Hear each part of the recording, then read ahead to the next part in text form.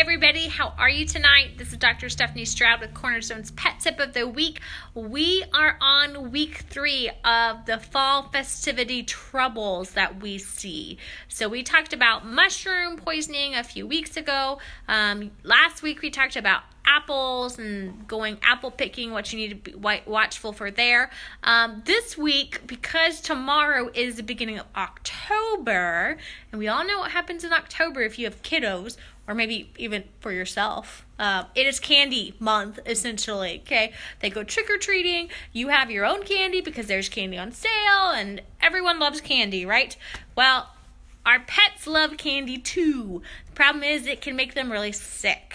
Okay, so not only do we have to worry about some of the toxicity that we see with candy, so certainly chocolate that can be toxic to our pets. Some of your sugar-free candies may have a substance in it called xylitol.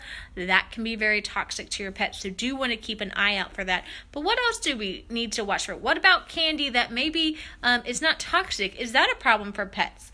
Well, the answer is yes, okay, and no. So it really depends on how much candy your pet has ingested and how big your pet is.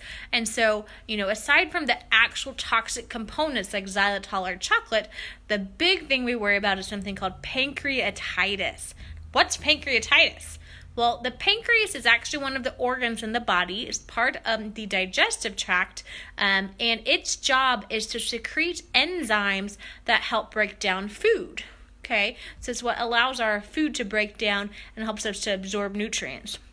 It's also responsible for maintaining appropriate blood sugars, and so that's why oftentimes the pancreas isn't working in diabetic patients.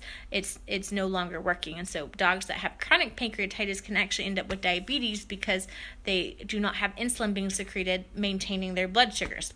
But we're talking about pancreatitis today. So what's the problem with pancreas? So basically, in pancreatitis, the pancreas basically is overworked.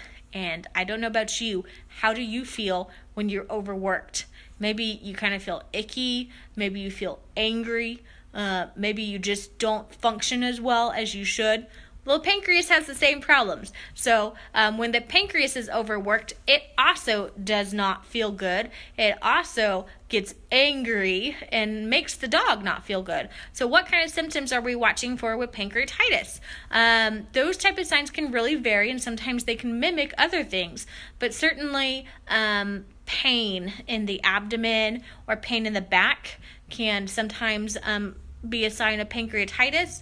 Vomiting, diarrhea, not eating, just kind of general malaise, what I typically call my ADR, which means ain't doing right.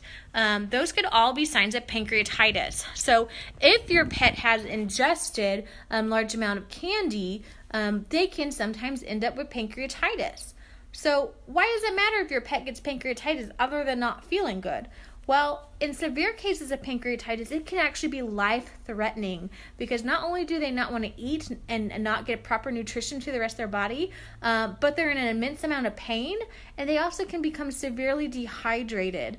In very, very severe cases, the pancreas can get so inflamed and so angry that it actually can kind of die off. And we absolutely do not want that because that's so very important to, like I said, to digest food. Not to mention the amount of pain. Just think about when you sprain your ankle, there's lots of inflammation and it hurts a lot. Same thing with the pancreas, it's just inside the tummy. And so we got to be really watchful with these, the candy that we have out. Even if it's not toxic type of candy, like I said, even if it's not sugar-free that may contain xylitol, or even if it's not chocolate, if your pet has ingested a large amount of candy, the best thing is to talk to your veterinarian about it. In some cases, if it's early on, your veterinarian may recommend making your pet vomit up all of that candy so we can try to prevent pancreatitis. In other cases, they may recommend monitoring. Like I said, sometimes pancreatitis can be very mild, which can be treated as an outpatient, meaning we can give medicines to help with that. But in severe cases where it's very, very painful, or they're vomiting and it's uncontrolled and they're getting dehydrated, sometimes these guys have to be hospitalized. So I would much rather have you guys just keep the candy up and away from the pets so we don't have to deal with that at all. Okay, so that is kind of the summary of this week's fall festivities. Is watch the candy, how much you have available. Make sure that we're keeping it up and away from the pets where they can't get into it, which means for your really big dogs that can put their feet up on the counter and get things and are super sneaky, you may need to hide it on top of the refrigerator. I like to hide my candy in the freezer because then sometimes I forget about it and don't eat as much all at once.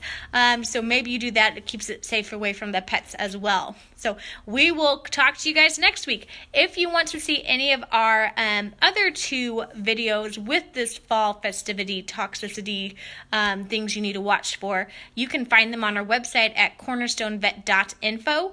Go to the About section, go to the videos, and then pet tips. You can also find them on our YouTube channel, Cornerstone Animal Hospital, or right here on our Facebook page if you scroll back and look through the videos. So I will see you guys next week, and put that candy away. See you later.